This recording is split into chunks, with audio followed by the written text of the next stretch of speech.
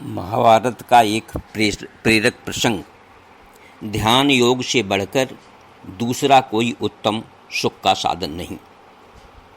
एक ऋषि थे, राजर्षि। पहले वो राजा थे। अलर्क नाम था उनका।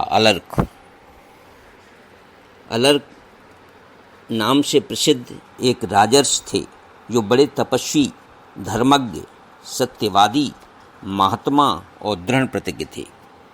उन्होंने अपनी धनुष की सहायता से समुद्र पर्यंत पृथ्वी को जोतकर अत्यंत दुष्कर पराक्रम कर दिखाया था।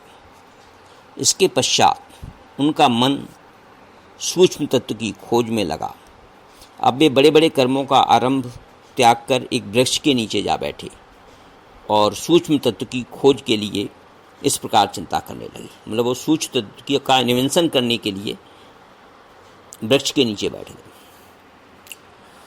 अलर्क कहने लगे, मुझे मन से ही बड़ा बल प्राप्त हुआ, अतः वही सबसे प्रबल है और मन को जीत लेने पर ही मुझे स्थायी विजय प्राप्त हो सकती है। ऐसा वो विचार कर रहे हैं। मैं इंद्रिय रूपी शत्रुओं से घिरा हुआ हूँ, इसलिए बाहर के शत्रुओं पर हमला न करके इन भीतरी शत्रुओं को ही अपने बाणों का निशाना बनाऊंगा। वो सोच रहे हैं ऐसा। यह मन चंचलता के कारण सभी मनुष्यों से तरह तरह के कर्म करवाता रहता है, अतः अब मैं मन पर ही तीखे बाणों का प्रहार करूंगा। मन बोला, हे अलर्क ऋषि, तुम्हारे ये बाण मुझे किसी तरह बांध नहीं सकते। यदि तुम इन्हें चलाओगे तो ये तुम्हारे ही मर्म स्थानों को चीर डालेंगे। ऐसा मन ने उनसे कहा और उसी अवस्था में तुम्हारी मृत्यु होगी। अतः और किसी बाण का विचार करो जिससे तुम मुझे मार सकोगे। यह सुनकर अलर्क ने थोड़ी देर तक विचार किया। इसके बाद वे नासिका को लक्ष्य करके बोले, मेरी यह नासिका अनेकों प्रकार की सुगंधियों का अनुभव करके फिर भी इनकी इच्छा करती है कि इसलिए इसको तीखे बाणों से मार डालूंगा। मतलब नासिका फिर भी इच्छा करती है कि हमें और सुगंध प्राप्त हो। तो नासिका बोली, ये बाण मेरा कुछ नहीं बिगाड़ सकती। इनसे तो तुम्हारे ही मर्म विदीर्ण होंगे और तुम ही मरोगे। अतः मुझे मारने के लिए और तरह के बाणों की तजवीज़ करो।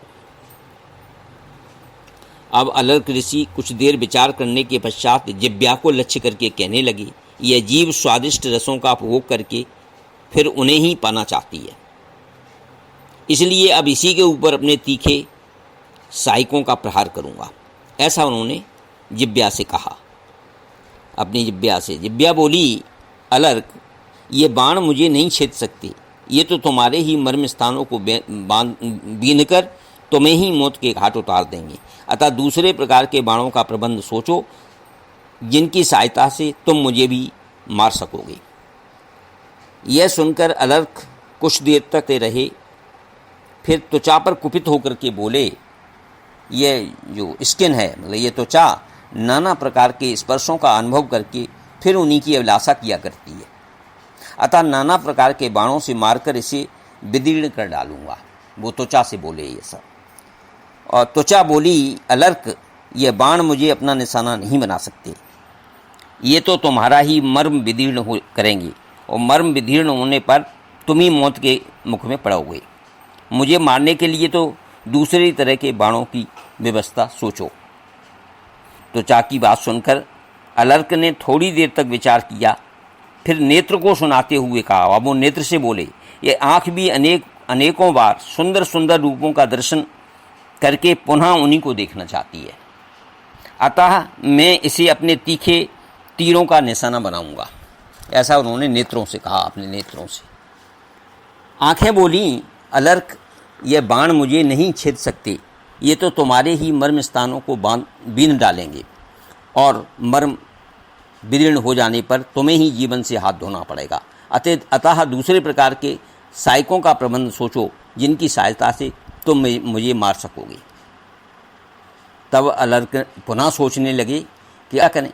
तो उन्हें सोच में आया कि यह बुद्धि अपनी प्रज्ञा शक्ति से अनेक प्रकारों का निश्चय करती है, अतः इसी के ऊपर अपनी तीक्ष्ण सहायकों का प्रहार करूंगा। ऐसा उन्होंने सोचा। बुद्धि से कहा। बुद्धि ने कहा, अलर्क, ये बाण मेरा स्पर्श भी नहीं कर सकते, इनसे तुम्हारा ही मर्म विदीर्ण होगा और तुम ही मारे जाओगे।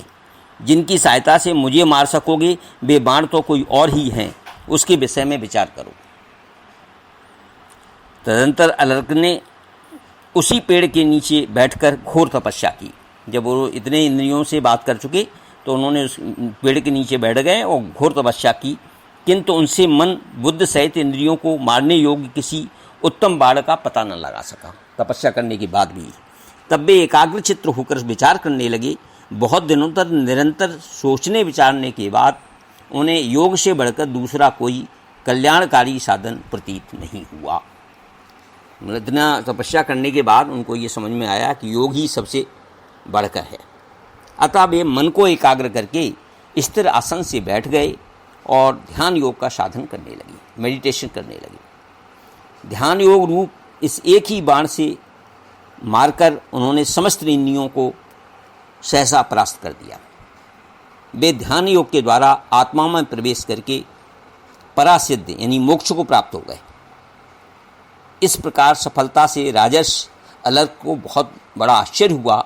उन्होंने इस गाथा का गान किया।